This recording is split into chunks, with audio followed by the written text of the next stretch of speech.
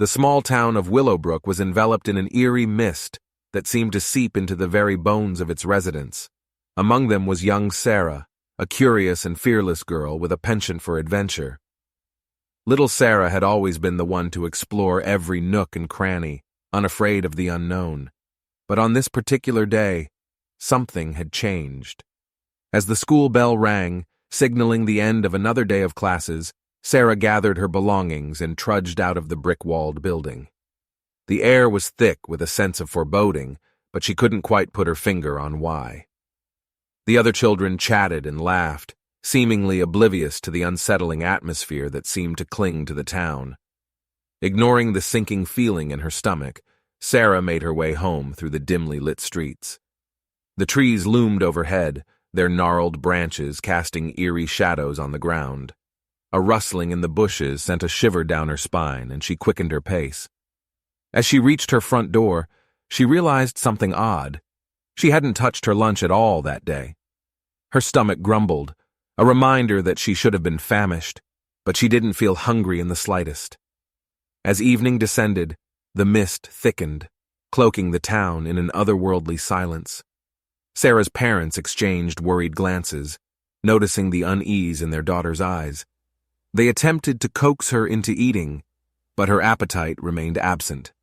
With a sense of growing dread, they tucked her into bed, hoping that a night's rest would chase away whatever dark cloud had settled over their home. But the night was far from restful. As the moon hung high in the sky, a low whispering filled Sarah's room. Shadows danced along the walls, their movements reminiscent of a macabre ballet. She awoke with a start, her heart pounding, and felt an inexplicable urge to venture outside. The mist called to her, its tendrils snaking through her window, beckoning her into the darkness. With a mix of fear and fascination, Sarah slipped from her bed and tiptoed out of the house. The mist seemed to envelop her, its touch cold and clammy against her skin.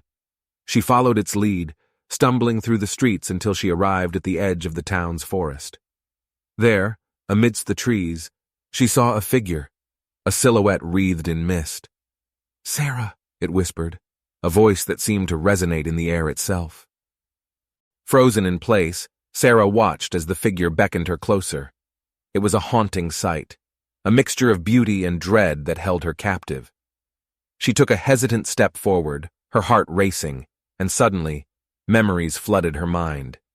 Images of children, long gone, their faces etched in fear, their fates intertwined with the mist.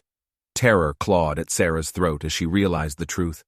The mist was a conduit, a channel for the spirits of those who had met their end under its shroud, and now it sought to claim her as one of its own. With every ounce of her willpower, Sarah tore her gaze away from the figure. She turned and ran, her breath ragged, her pulse pounding in her ears. The mist pursued her, swirling and coiling like a living entity. But she was determined to break free, to escape its grasp and return to the world of the living. As dawn broke, Sarah stumbled back into her home, gasping for air, her body drenched in sweat. Her parents rushed to her side, concern etched on their faces. She recounted the night's events, the horror she had witnessed, and the insidious power of the mist. They listened in disbelief, yet the fear in Sarah's eyes was undeniable. From that day on, Sarah was never the same. She had crossed the boundary between the mundane and the supernatural, and the memory of that night haunted her every waking moment. The mist still lingered in the town, a constant reminder of the darkness that lay just beyond the veil of reality.